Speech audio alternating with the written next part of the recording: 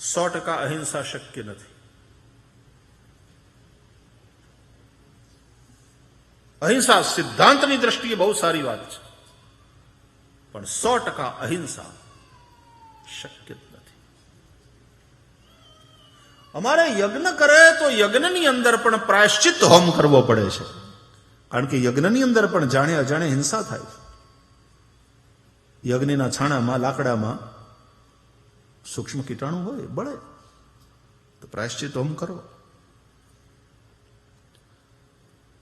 દરેક ગૃહસ્થના ઘરમાં 5 ઠેકાણા હિંસાના હોય છે. 5 જગ્યાએ હિંસા થાય રોજ. ચક્કી, ચૂલા, ओखली, बुहारी. चक्की चलाते समय हिंसा होती है, चूल्हा जलाते समय हिंसा होती है, ओखली कूटते समय हिंसा होती है, बुहारी लगाते समय हिंसा होती है, અને પાણીયારું પાણી ગાળીને પીવાનું ને, ત્યાં હિંસા થાય. હવે આટલી વસ્તુ તમે નહીં કરો, દરેક ગૃહસ્થના ઘરમાં આ વસ્તુ કરવી જ પડે. चक्की चलानी पड़ेगी, आटा तैयार करना, पिसाई होगी, चूल्हा जलाना होगा, रसोई पकानी है, धान्य कूटવું પડે. આ એકાદશી દિવસે તમે સાબુદાણાની ખીર ને સાબુદાણાની ખીચડી ને સાબુદાણાના વડા ખાવ ને, આટલા બધા સાબુદાણા કેમ બને કોક દી જોજો. કોઈ દી અડશો નહીં.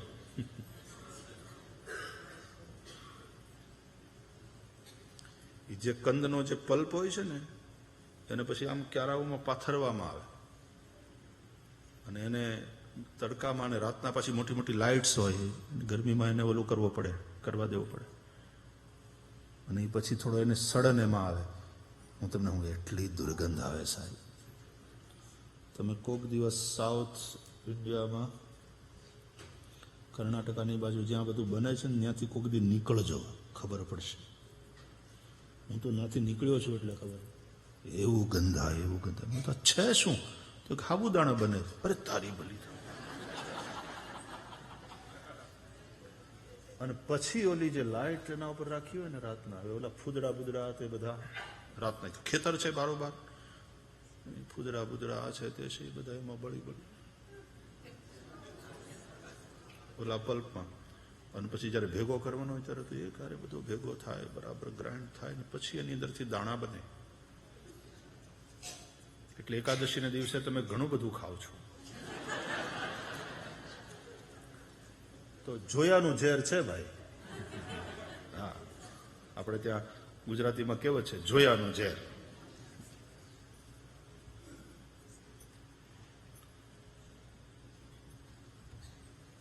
બધી પાણીપુરી નાન તેન બધું ભાવે બહુ, પણ એ કેમ બનતું હશે ને કેમ થતું હશે. હવે તો જો કે સારું બધું, અને આ દેશોમાં તો કાયદા બહુ કડક છે, હાઇજીનનું બહુ ધ્યાન રાખવામાં આવે. તમારે તો તેલ થઈ ગયું નહીં કેમ જોવા માટે થઈને છમ, હા નાખો ઘાણ. હવે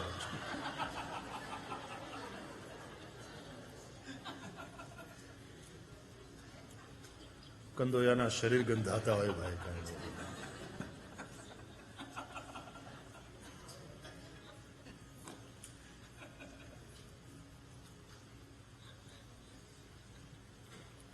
એક ભંડારામાં અમે દર્શન કરવા ગયા ને, તો પછી આનો મેઇન જે કંદોયો એટલે આનો જે રસોઈયો છે, તો એ કે બહુ સરસ બનાવે છે ને, આટલો એનો હાથમાં જાદુ છે ને. તો અમે તો ગયા કિચનમાં કે એને મેળવીએ, તો એ હતો નહીં. તો બધા કે ક્યાં, તો કે સ્નાન કર રહે. તો હવે ત્યાં જે અંદરનું રસોડું હતું, એટલે ભંડારો જ હતો, આમ મંડપ બંડપ બાંધીને જેમ હોય એમ. તો ત્યાં જ અંદર ચોકડી હતી, ત્યાં ઓલો નાતો હતો, એવડી મોટી કાયા જબરજસ્ત. કારણ કે ત્યાં કઈ પડદા પડદા તો હતા જ નહીં. દર્શન થયા. એક મોટા બાજોઠ ઉપર બેઠો હતો, વક્રતુંડ મહાકાય, કાળું શરીર, આવડો મોટો લંબોદર મહાકાય, અને 4 જણા બોલો એને ચોળતા હતા, એને સાબુ કરીને ગઈ નવડાતા હતા. એ કંદોયા સમ્રાટને ગઈ ગઈ નવડાવતો. પછી એક જણો ધીમેથી બોલ્યો કે આ નાઈને આવશે ને તો પછી બાજુમાં ઊભું રહેવા આવે, નહીં તો બાજુમાં ઊભા નહીં રહી શકીએ એવું. કારણ કે બિચારો એ ઓલા ભઠ્ઠીની આજે રે એટલે જોયાનું ઝેર છે આ બધું. બાકી બહુ ભાવે બધું. સાબુદાણાના વડા એટલે શું કેવું, બહુ સરસ ચટણી સાબુદાણાના વડા. મારે એ કહેવું છે કે 100% અહિંસા શક્ય નથી. આ 5 ઠેકાણા ગ્રહસ્થના ઘરમાં હિંસાના, અને એટલા માટે દરેક ગૃહસ્થે એના પ્રાયશ્ચિત રૂપે 5 યજ્ઞ કરવાના દરરોજ, એવું આપણી સંસ્કૃતિમાં કે બ્રહ્મ યજ્ઞ, દેવ યજ્ઞ, પિતૃયજ્ઞ, મનુષ્ય યજ્ઞ અને ભૂત યજ્ઞ. આ 5 પ્રકારના યજ્ઞ છે. આવી વાત આપણે કથાઓમાં ચર્ચા કરેલી છે, તમારામાંથી ઘણા સાંભળી હશે અને યાદ હશે. તો 5 ઠેકાણા હિંસાના છે. એક ભાઈ મને કહેતા હતા, મને કે હવે એવું નથી કે કોઈ આમ કોઈ ખાંડીને ખાય ને ચક્કી ચલાવવી પડે, આટો તૈયાર મળે છે. તમે નહીં દળો, તમારા બદલે કોઈક બીજું દળશે, ઓન બિહાફ ઓફ યુ કોક કરશે, તમારા માટે કરે છે. હવે ક્યાં આમ પેલું સાવરણી ચલાવવી પડે, અમારા ઘરમાં તો વેક્યુમ ક્લીનર છે. એ ભાઈ હવે ચૂલો નથી જલાવવો પડતો, બરાબર છે. હવે ગેસ ના, હવે તો ગેસ ના ગયા, ઇલેક્ટ્રિક વાળા છે, ખબર ન પડે. ઓલા ચૂલામાં તો રાખ ઉડતી, આના ઉપર તો તમે ચપટ બેહી જાવ તો ખબર ન પડે. હા, સ્વિચ ઓફ હોવી જોઈએ.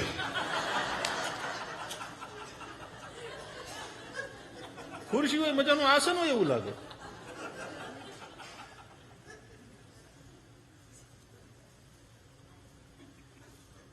આ તો બોલો બહુ જૂનો જોક છે ને. રેલવેની અંદર પહેલી વાર મુસાફરી કરવા નીકળ્યો ને પછી અંદર એટલું બધું ફર્સ્ટ ક્લાસનો ડબ્બો ને ઓલા ત્યાં કંઈક આવેગ થયો એટલે ગયો બાયણું ખોલીને, તો ત્યાં જઈને પછી પગે લાગીને આવ્યો. કેમ તો ત્યાં પાદુકા છે, તો કોઈ નહીં, ત્યાં થોડું એટલું બધું ચોખ્ખું પગલા છે, પાદુકા છે, પગે લાગીને આવ્યો. બોલો, બિચારો સીધો સાધો ગામડાનો માણસ ભોળો.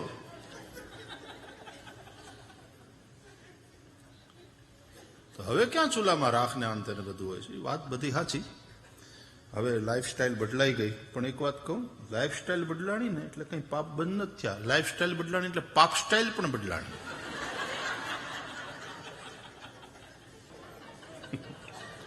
રાધે રાધે, શ્રી રાધે.